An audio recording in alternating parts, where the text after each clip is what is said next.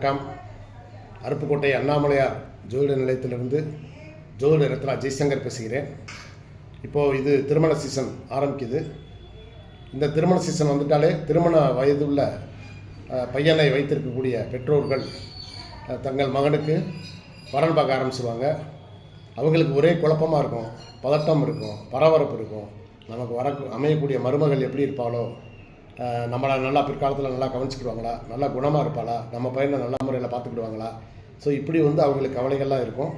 ஏன்னா அதே மாதிரி அந்த மணமகனுக்கு நமக்கு வரக்கூடிய பெண் அழகாக இருப்பாளா, நல்லா படிச்சிருப்பாளா, வேலை பார்ப்பாளா, வருமானம் சம்பாதிக்கிறவளாக இருப்பாளா, இந்த மாதிரி ஒரு எண்ணங்கள் அவருக்கு இருக்கும். சரி, இதையெல்லாம் நம்ம ஜாதகத்தில் தெரிஞ்சுக்கலாமா அப்படின்னு கேட்டால் தெரிஞ்சுக்கலாம். அது எப்படி பார்த்துக்கிறது அப்படின்னா நிறைய விதிகள் இருக்குது சார். இதில் ஒரே ஒரு விதியை மட்டும் இப்போ பார்ப்போம். உங்கள் ஜாதகத்தில் 7ஆம் இடத்துல லக்கணத்திலிருந்து லான் போட்டிருக்கு இல்லையா, அதிலிருந்து 7ஆவது கட்டத்தில் எந்த கிரகம் இருக்குதுன்னு பாருங்கள். இப்போ உதாரணமாக அந்த 7ஆவது கட்டத்தில் சந்திரன் இருக்குதுன்னு வச்சுக்கோங்களேன். உங்களுக்கு அமையக்கூடிய பெண், வரக்கூடிய மணமகள் அழகான இளம் பருவத்து பெண்ணாக அமையும். ரொம்ப அழகாக இருப்பாங்க, கண்கள் ரொம்ப அழகாக இருக்கும், நல்ல குணம் இருக்கும், நல்ல மனசு உள்ளவங்களாக இருப்பாங்க.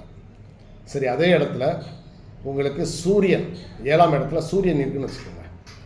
தைரியமான மணமகள், தைரியம் இருக்கும், குடும்பத்தையே தலைமையேற்று நடத்தக்கூடிய ஒரு நல்ல ஒரு குணமுள்ள ஒரு மணப்பெண்ணாக உங்களுக்கு அமையும். அதே போல் அவங்களுக்கு இப்போ திருமணத்துக்கு முன்னாடியே கூட இப்போயோ அல்லது பிறகு திருமணத்துக்கு அப்புறம் கூட அவங்களுக்கு அரசு வேலைகள் கிடைக்க வாய்ப்பு இருக்குது, அரசு வேலை கிடைக்க வாய்ப்பு இருக்குது. ஓகேவா? இப்போ இந்த இடத்துல செவ்வாய் இருக்காருன்னு வச்சுக்கோங்க. 7ஆம் இடத்துல செவ்வாய் இருக்குது, செவ்வாய் கிரகம். அது என்ன செய்யும் அப்படின்னா அந்த வரக்கூடிய மணமகள் நல்ல புத்தி கூர்மை உள்ளவங்களாக இருப்பாங்க. ரொம்ப ரொம்ப ரொம்ப டேலண்ட், ஸ்ட்ரெயிட் ஃபார்வர்டு, ஆனால் ஸ்ட்ரிக்டாக இருப்பாங்க. ஸோ அவங்க சற்று கோபம் உள்ள மணமகளாக இருப்பாங்க. ஆனால் நேர்மையாக இருப்பாங்க. அதனால் அவங்க ரொம்ப ரொம்ப நேர்மையாக இருப்பாங்க, ஸ்ட்ரெயிட் ஃபார்வர்டாக இருப்பாங்க. இவங்களும் அரசு துறையில் உள்ளவங்களோ அல்லது மருத்துவத்துறையில் உள்ளவங்களாவோ இருப்பாங்க. சரி, இந்த இடத்துல குரு இருக்காருன்னு வச்சுக்கோங்க. குரு இருந்தால் உங்களுக்கு வரக்கூடிய மருமகள் கோடீஸ்வர வீட்டு பெண்ணாக தான் இருக்கும். பெரிய பணக்கார வீட்டு பெண்ணாக அமையும். நல்ல குணமுள்ளவங்களாக இருப்பாங்க. கிட்டத்தட்ட அதாவது என்ன சொல்கிற, கையெடுத்து கும்பிடக்கூடிய அளவுக்கு குணங்கள் இருக்கும். அவங்க இருக்கிற இடத்த கோயில் மாதிரி ஆக்கிடுவாங்க. ஸோ அதனால் அவங்க குரு இருந்தால் உங்களுக்கு ஒரு அழகான அறிவான குணமுள்ள ஒரு மணப்பெண்ணாக அந்த பெண் இருப்பாங்க. பணக்கார வீட்டு பெண்ணாகவும் அமைவாங்க. சரி, இந்த இடத்துல சுக்கிரன் இருக்குன்னு வச்சுக்கோங்க. சுக்கிரன் இருந்தார் அப்படின்னா உங்களுக்கு 7ஆம் இடத்துல சுக்கிரன் இருக்கிறவங்களுக்கு அழகான படித்த ஆடம்பரமான ஒரு மணப்பெண் அமைவாங்க.